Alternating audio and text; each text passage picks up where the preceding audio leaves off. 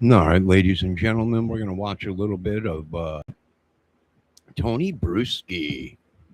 I posted his video in chat and in my description. We're going to check out Nick Reiner and his lawyer said he's not guilty of murder. Well, the only way you could not be guilty of this, if you did it and you're not guilty, is insanity. He's crazy. So we're going to watch a little bit of this new video that was just put out by Mr. Tony Bruschi. Hold on a minute. Let me turn off some of these lights. We got a beautiful sky out there.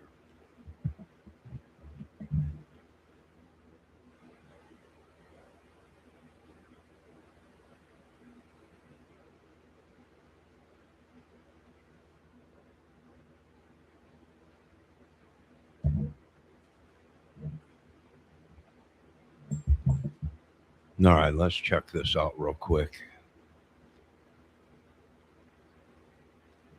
He makes a good point, though. I'll tell you, Bruschi makes a good. TMZ. Sources with direct knowledge. Nick Reiner knows he ended the lives of Rob and Michelle Reiner. But here's where it gets a little complicated. Those same sources say Nick genuinely does not understand why he's sitting in a jail cell. He believes his incarceration is part of a conspiracy against him. Let that one sink in for a second. A man who acknowledges committing double homicide believes the people holding him accountable are the ones doing something wrong.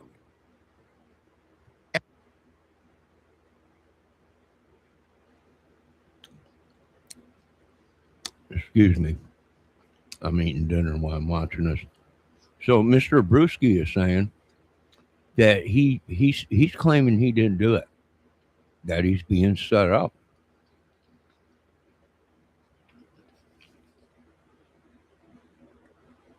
And that might be very possible. But if they found any blood or anything of his or anything like that at the murder scene, then he's got to explain that. But let's continue.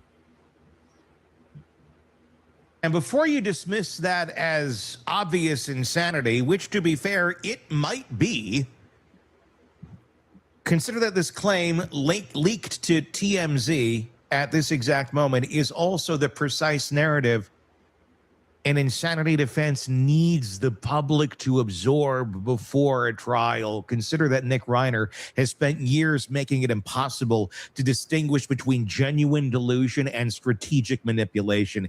And consider that both things might be true at the same time. Your thoughts in the comment section on YouTube and our Substack, okay? Join our Substack. It's absolutely free right now, by the way, and you can interact directly with me here in the studio. So check that out. Okay. So this is the problem. Both might be true simultaneously. That's the whole problem. Not whether Nick is sick. He clearly is. The problem is that Nick Reiner built a life around exploiting the uncertainty his illness creates. And now his freedom depends on people believing him. People who have no reason to believe anything he says. If you don't understand schizoaffective disorder, the conspiracy claim sounds like a cartoon of mental illness, like something a bad screenwriter would put in a movie to signal that a character. All right. So Nick is suffering from a different kind of schizophrenia, right? And that's where I went back. If you watch my other video I did on this, how we're going to category mental illness, right? There's crazy, then, there's crazy, but he's no harm to anybody or himself. There's crazy where these people are just delusional. They don't even remember what they do, and they might have hurt many people. And then there's crazy, Manson crazy. There's different levels, but Nick has a different kind of schizophrenia, is from what Mr. Bruschi is saying, and he might be right. Mr. Bruschi might be right. Is crazy, but that's not how psychosis actually works. And dismissing it that easily lets everyone off the hook. Schizoaffective disorder is a brutal diagnosis. It combines features of schizophrenia, delusions, hallucinations, disordered thinking, with severe mood episodes, mania, depression, often both, cycling unpredictably. And one of the core features of the psychotic component is a fundamental breakdown in how the brain processes cause and effect. Here's what that means in practice. A person in active psychosis can know a fact without integrating what that fact means. Nick can know he killed his parents in the same way you know your birthday. It's in. Ladies and gentlemen, I need to interrupt this broadcasting real quick. The United States has taken out Al Qaeda leaders. News breaking. The United States has taken out Al Qaeda leaders. Back to our regular broadcasting. Information stored in his brain, but the connection between that fact and his current circumstances might not compute. To a brain working correctly, I killed my parents leads directly to, therefore, I'm in jail for murder. To a brain in psychosis, those might feel like two completely unrelated data points. The jail part needs an explanation. And when your brain is generating paranoid delusions, it will create one. Conspiracy. This isn't stupidity. It's not denial in the way we usually use that word. It's a neurological misfire that makes the internal experience of psychosis genuinely terrifying and genuinely disorienting. And if TMZ and the reporting is accurate, that Nick's medications were changed about a month before the murders and still aren't working properly, then Nick may be sitting in a cell right now experiencing active psychosis, which means his current statements might reflect genuine delusion, not strategy. Maybe. To someone in that state, external persecution isn't a theory to be evaluated. Well, Mr. Brutsky might be right about that. And we're also seeing that, Mr. Brutsky, in the Delphi case, where a lot of people are saying, well, he's crazy. He's not, they don't have his meds right. So whatever he's saying, although Richard Allen confessed 60 some times to doing the murders, there's a lot of people out there that said he was off his meds that he was originally on that was helping him. And once they arrested him and got him in there, they changed his meds and he confessed to murder 60 sometimes. And it was all because of his meds were mixed up. Maybe. Right? But there's a lot of things that we're not hearing. Is the DNA match in that case, the bullet, and numerous other things that very well might have, or the cigarette butt with it, that was found at the crime scene, supposedly, from what they say, allegedly, which might have all been, part of this. Who knows? But once they got him in there and started monkeying with his meds, then yeah, I can see how he's gone completely crazy, and you can't trust nothing that he says because he's in a delusional world. All right, let's go back to it. Once again, ladies and gentlemen, I just got a news flash sent to me that the United States has taken out Al Qaeda leaders, and that fast. Whew, boom, bang, boom. Now, you folks, let's get back to this real quick. Now, folks, we've been listening to a lot of these people say, well, the mother of Nick was depressed, yada, yada, yada. But we are going to let Miss ATS News talk about that tonight on her channel, right? We're going to let her talk about that on her channel tonight at 8 o'clock Eastern Pacific Standard Central, 8 o'clock tonight, whatever it is out there. But let's get back to this. time is it? It's only 7 or 6 o'clock here. 8 o'clock tonight. ATS News. Oh, she's going to talk about this. Rumors of the parents being crazy or whatever. I don't. It's a felt reality. The same way, fire is hot without having the reason to touch it.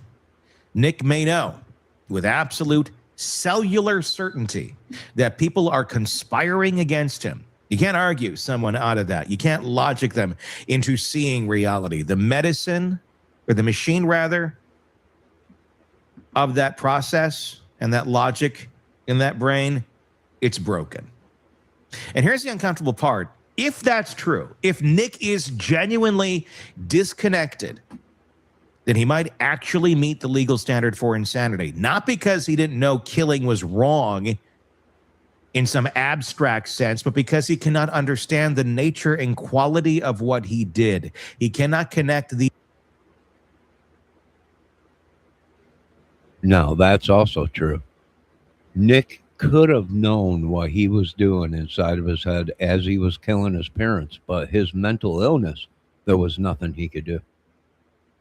He couldn't stop himself. He was crazy. In his mind, he was like, is it real? Is this really happening? Or isn't it? We don't know. That's true. It very well could have been that, where he knew perfectly well what he was doing, but there was nothing that could stop him because he was so crazy. His brain refused to compromise or come to any kind of sanity. Maybe. It's very possible. I'm not going to say it's not. Now, you throw in meth into all that and drugs on top of meds. Now, we're not talking about baby crap cannabis. We're talking about heroin, cocaine, and stuff like that. Well, now you're in a totally different la la land or whatever. And you're also on psychological medication. Woo, good God. I'm surprised if he did do it, I'm surprised that he did. We're lucky they were the only ones home because it could have been a lot worse.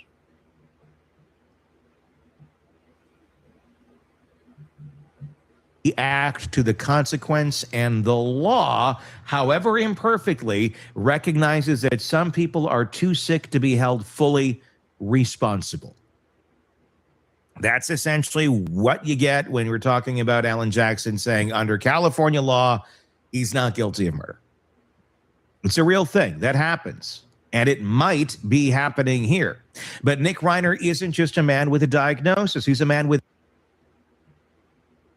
And that's probably a key thing right there, is Alan Jackson saying he's walking away, but Nick Reiner is not guilty of murder. And that's probably true because the lawyer knows he's guilty and he's crazier than a cuckoo bird. Or Nick is acting this way too, like Mr. Brewski is saying, to make people... I don't know how you fool these doctors. When you get diagnosed with a disability or mental illness, you got to see many doctors, many psychiatrists. I don't know how he pulled it over. I don't know how he got out of that one. I have no idea. But I know in this state, Indiana is like one of the worst. You have to go through all kinds of crap to get disability, and then when it's all over with, they say, well, you got a problem. Well, I knew that when I was a teenager. I've been going through my whole life like this, trying to fix myself. All right, let's keep going. A pattern. And the pattern is what makes him so impossible. The cycle reportedly went like this: crisis, intervention, treatment, stabilization, promises, relapse, destruction, repeat. To get that? Crisis, intervention, treatment, stabilization, promises, relapse, destruction, repeat. The Reiners spent enormous... He's right. There is a pattern, and we're seeing a lot of these patterns uh, with these YouTubers and some of these cases. A lot of people are like, "Well, you can't. You're not a doctor." No, I'm not a doctor, but it don't take a rocket scientist to connect the dots. That uh, these people are like the Ernie Shell case. How many years have we been watching, and what does it consist of? A roller coaster, a merry-go-round of the same thing. All these people fight and then they make up, right? All these people, Ernie's crazy and all this, and then everything is, well, it's a pattern.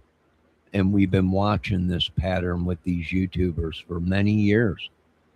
And, now Prayer Garden came out and did a video saying, yeah, she finally realizes that she's watching the people that literally are involved in the madness of the Summer Wells case. Well, I'm sorry it took you so long, little lady, but we were one of the first ones on board with this is a pattern with these people, right? They all stick together, they all work together. It's just a merry-go-round of the same stuff over and over again. Sums, by some accounts, hundreds of thousands of dollars on every form of help money could buy: rehabs, inpatient facilities, outpatient programs, specialists, lawyers, interventions, the best of the best. Nick went through at least 18 rehab stays before the age of 30, and every single time he stabilized. According to those who knew the family, the same thing happened. He gained just enough control to start working the system again.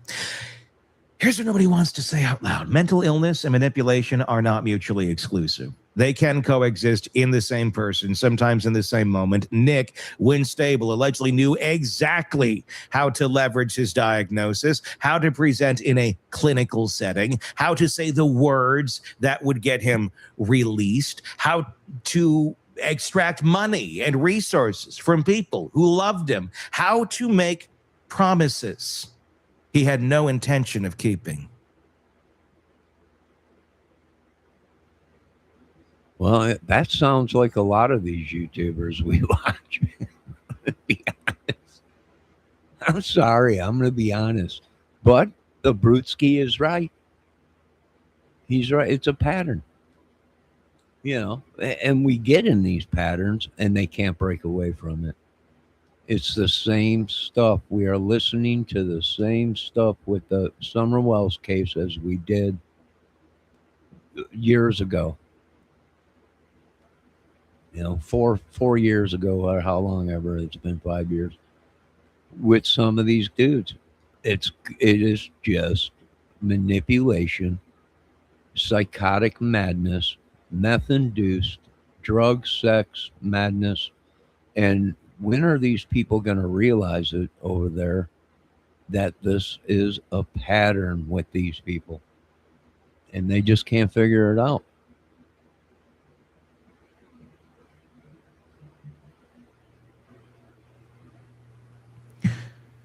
Rob Reiner himself admitted that experts repeatedly told the family Nick was lying or manipulating them, and they believed it, sometimes when they shouldn't have. And then there's the drugs. Addiction makes everything murkier. Substances can trigger psychosis in people who are already vulnerable. They can also provide a convenient excuse for behavior that was entirely voluntary. When Nick was using, he was sick, or was he sick, or was he choosing? When he sobered up, was he recovered, or was he calculating his next move? Well, you might be right, Mr. Brutsky. But here's my thing. If he was doing heroin and cocaine, then he might have been dope sick. And he might have been telling people that he needs it to survive, just like Lane Staley, where he did it, but he only did it because he wouldn't be able to function.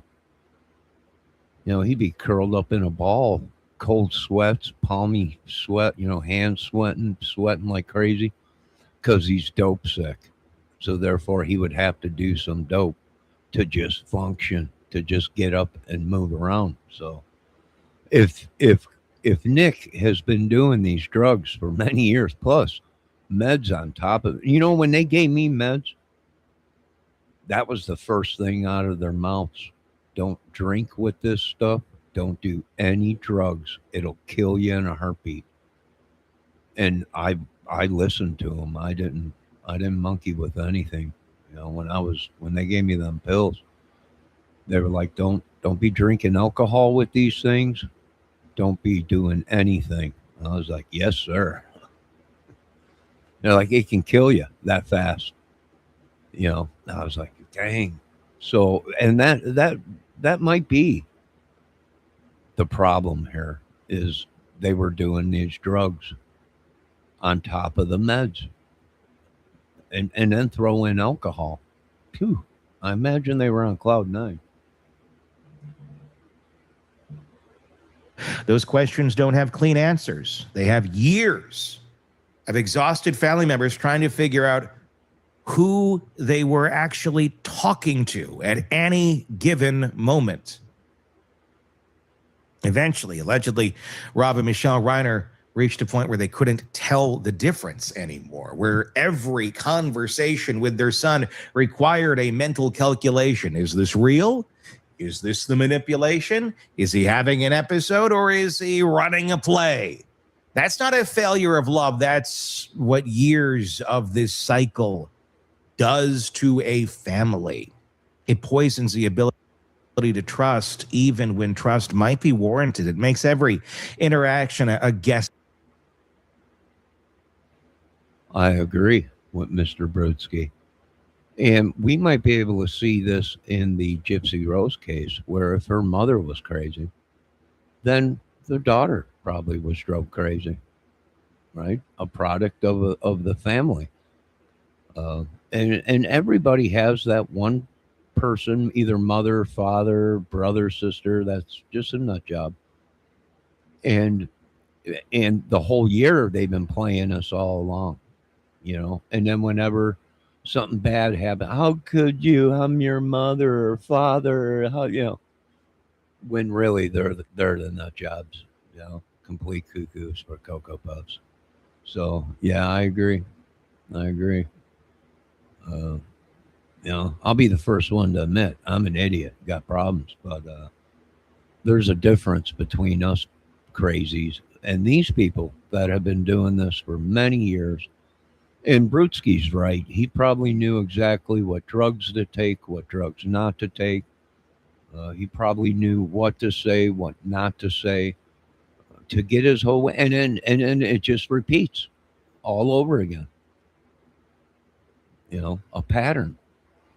Yeah. Well, how many years you got to go through that before someone snaps? And I'm surprised Mr. Reiner and Mrs. Reiner, his mother and father, didn't snap first from going through all this. That had to be a strong family or parents, I would say. Game. And it's exhausting in a way that people who haven't lived it cannot fully understand. This is the psychological tightrope everyone around Nick Reiner has been walking for years. And now 12 strangers are going to have to walk it too at some point if this ever gets to trial. When someone has lied and manipulated and exploited their illness for years, allegedly by documented accounts, how does anyone determine what's real? How do you know when the person in front of you is genuinely sick versus strategically deploying the appearance of sickness? The Reiners couldn't figure it out. Teams of professionals couldn't figure it out. Years of treatment and evaluation couldn't produce a consistent answer. And now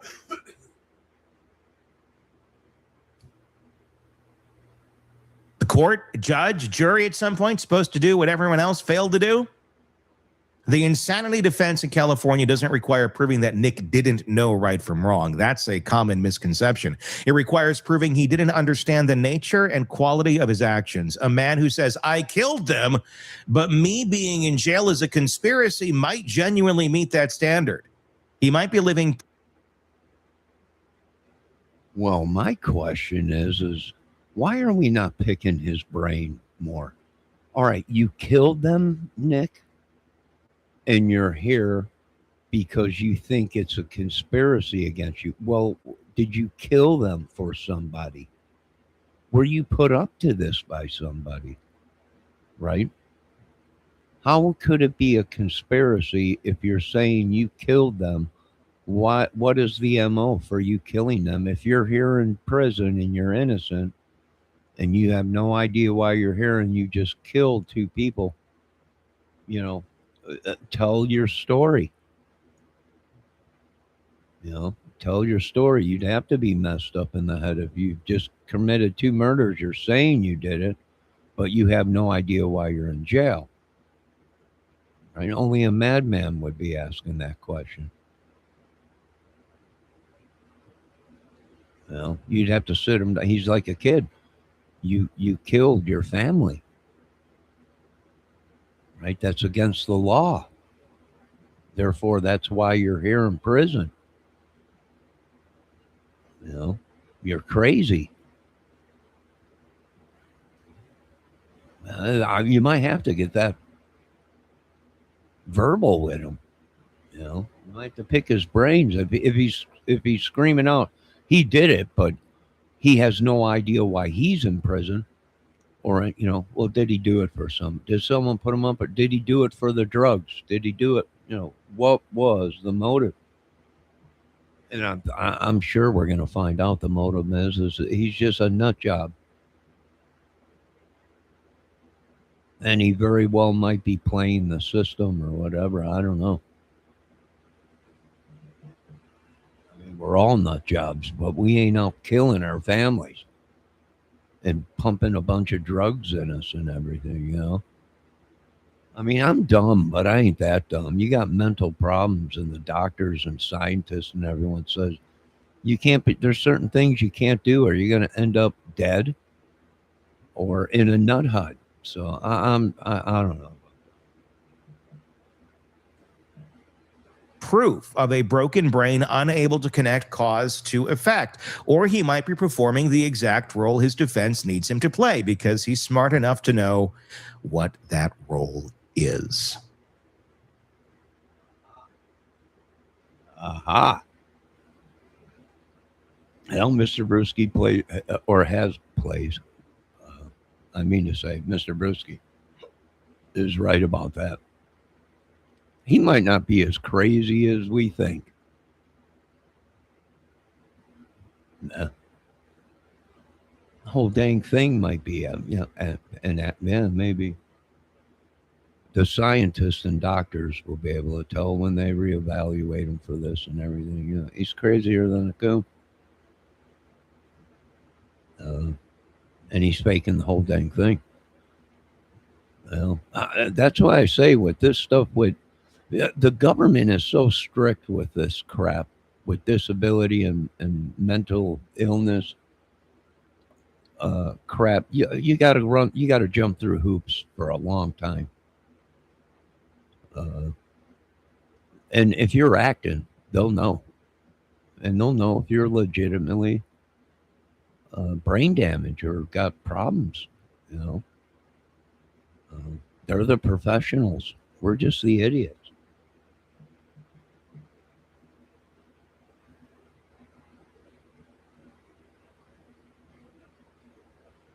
Here's the cruelest part. Both can be true, very true, simultaneously.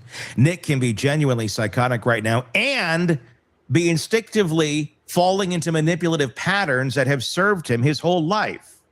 Mental illness doesn't erase learned behavior, it just makes it harder to untangle, especially if that's your MO. Your motor runs on manipulation? Yeah. It's going to keep running on manipulation. Now shift the lens because this TMZ story did it happen by accident? Sources with direct knowledge leaked this information. Somebody wanted this narrative in the public sphere. Somebody wanted potential jurors, and there are potential jurors out there right now watching and listening to this to absorb the idea that Nick Reiner is so disconnected from reality that he doesn't understand why he's incarcerated.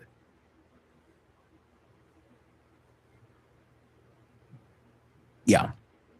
It's not journalism. It's jury pool cultivation when you're feeding this story out there. I don't fault TMZ for reporting it, just like we're talking about it here. But that's why we need to talk about it and not just consume it and say, see? Because when that's done, it can be effective. Every person who reads that headline and thinks, wow, he must really be sick, carries that impression forward into conversations, into social media, eventually into a courtroom if they're called for jury duty. And the defense doesn't need to convince people Nick is insane. They just need to paint enough doubt that he might be. And this story does that work beautifully. Alan Jackson, the high-profile defense attorney, withdrew from the case on January 7th. Nick now has a public defender, but whoever ends up defending him, this story serves the insanity strategy perfectly. It softens the ground. It creates a baseline assumption that Nick is too broken to be fully responsible. And the cruel irony is that this is the same pattern that defined Nick's entire life. Using his illness or the appearance of it strategically, whether Nick is genuinely delusional or actively shaping the narrative, the outcome is identical. The story that helps him is now in the press, and we cannot know which version is true.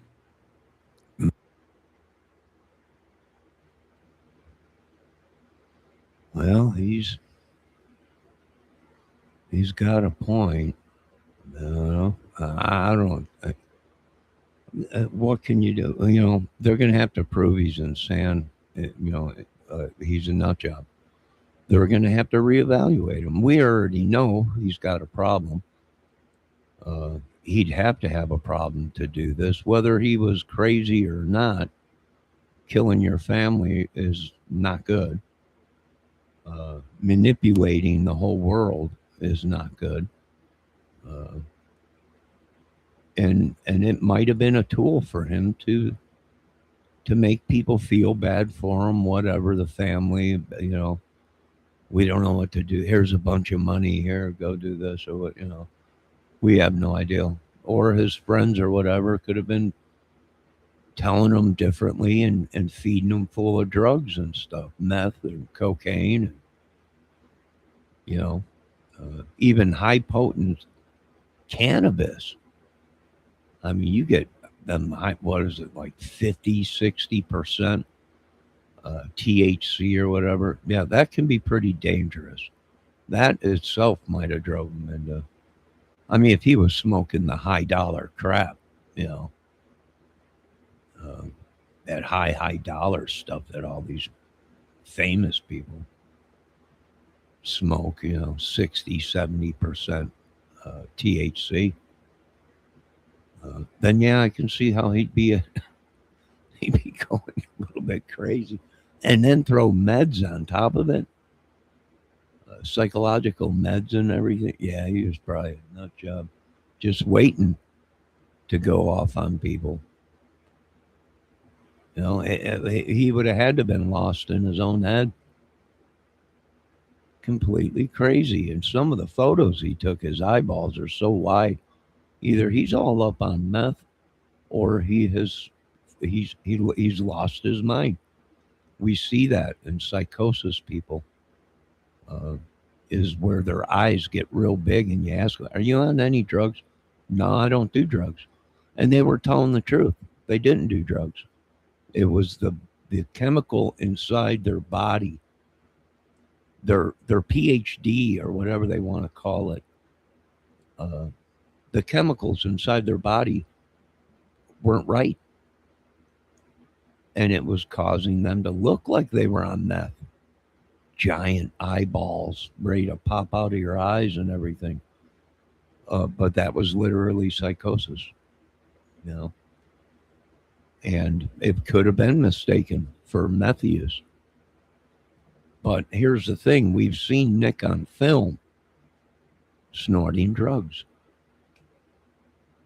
We've seen him on camera, on YouTube, snorting drugs.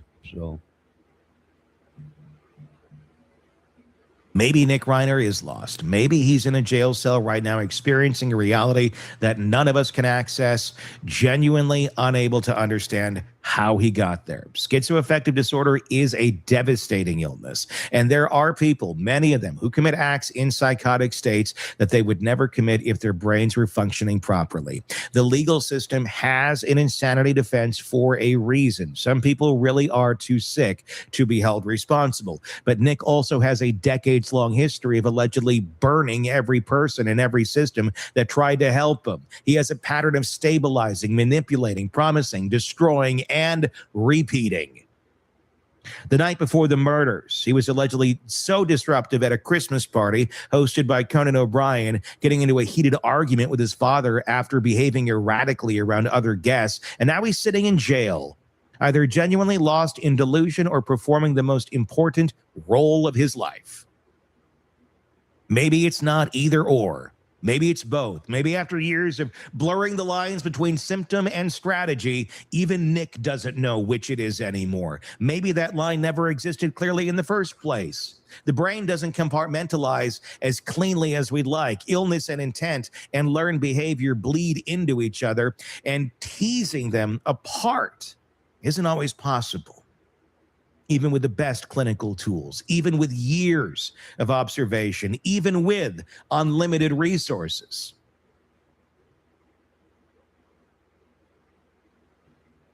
Well, it's possible.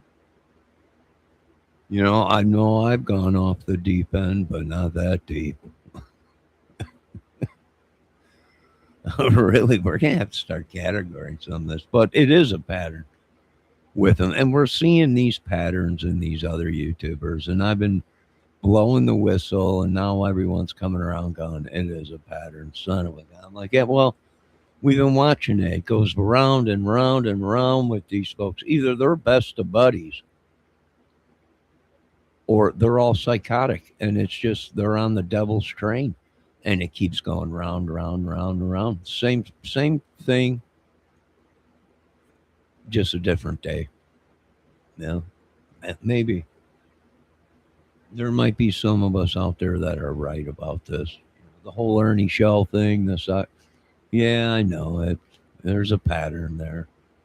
The whole Summer Wells thing and the Delphi, yeah, patterns. Maybe, maybe Doug Carter was right. Maybe we were watching these people. The same people that said they were this, that weren't. And they were psychotic. And I hate to say it, but they lied. So, yeah, we might have been watching people involved in the Delphi case who claimed to be somebody that they weren't, and therefore might have been involved. The cover up, maybe. Who knows? Maybe. I don't know. I'm not sure, but what are we at? 38 minutes? Okay, we're going to watch a few more minutes of this.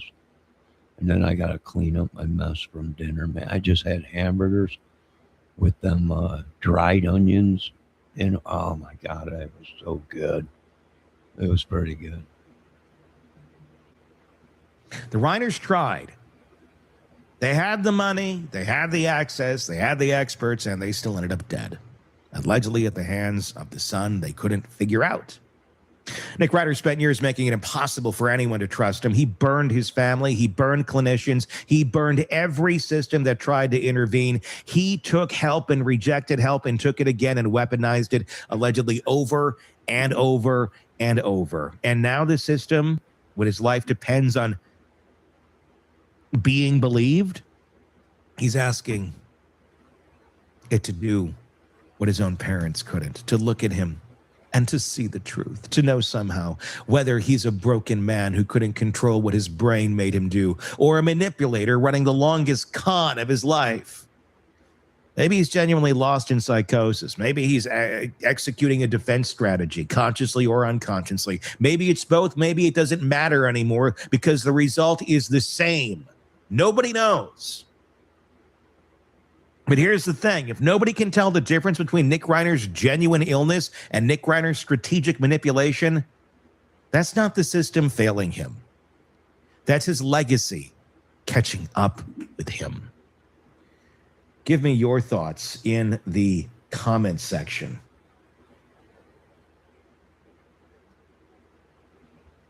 Sure will, Mr. Brutsky. And you got a couple good points there. So now we don't know. You know, it's like Ernie Shell has been saying that he's been taking his meds and he thinks people are trying to get him or whatever. They might be. So do we listen to Mr. Shell that it was these people that caused his sickness or whatever in the beginning of all this, like he was saying, that these women were jealous? Maybe. We'll have to see if Mr. Shell is on his medication. And of course, we're going to have to protect him until this whole thing blows over. I wish it would get over too, because it is a pattern, right? We can see them start their drama. The drama is a pattern. The whole thing is a pattern. And we keep watching it and watching it. And these people are so hung up on it, they can't get off the crazy train. Therefore, it's drove them crazy. And now they are showing signs of psychotic delusion. I don't know, maybe. I'll stick to my movies here on my couch.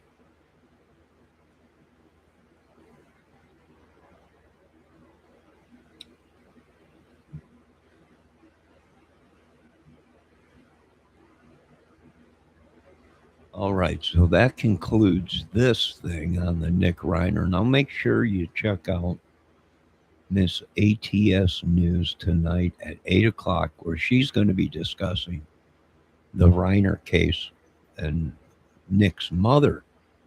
Now, she might be right. They might be trying to taint the case by throwing in other things, but we'll have to find out tonight at 8 o'clock on Miss ATS News channel. Be there or be square. Now, I'm going to clean up my mess around here. And I want all you folks to have a good night. Now, is Mr. Ernie Shell guilty? No, no one's guilty of anything. All innocent until proven guilty in the court of law.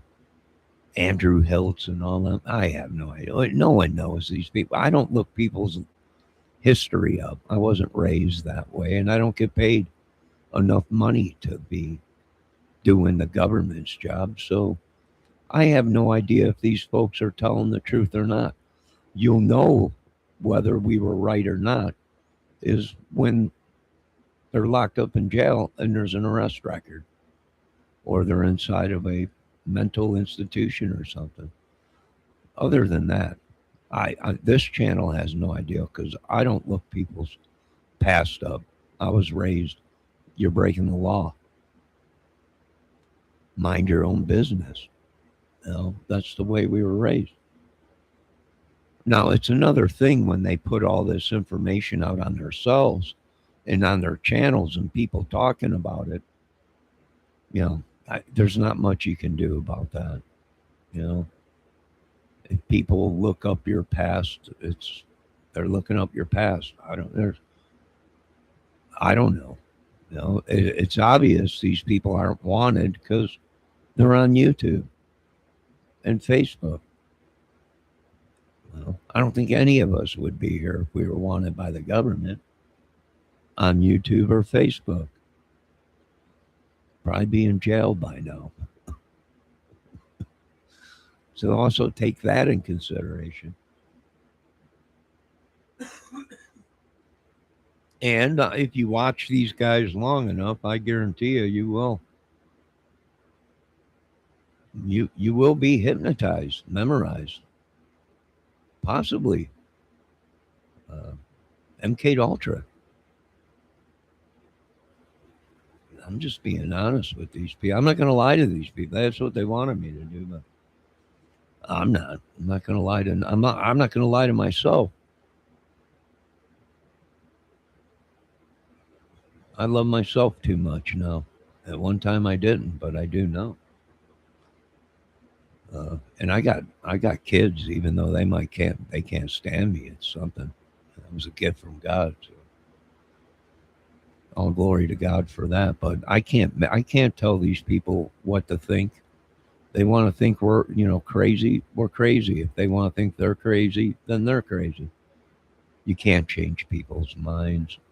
All we could do is stay on God's side, and hopefully God is on our side. And we keep pushing forward. You folks have a good night. God bless. And I'll be back later on tonight with more content on the Johnny Kramer Music Movie Channel.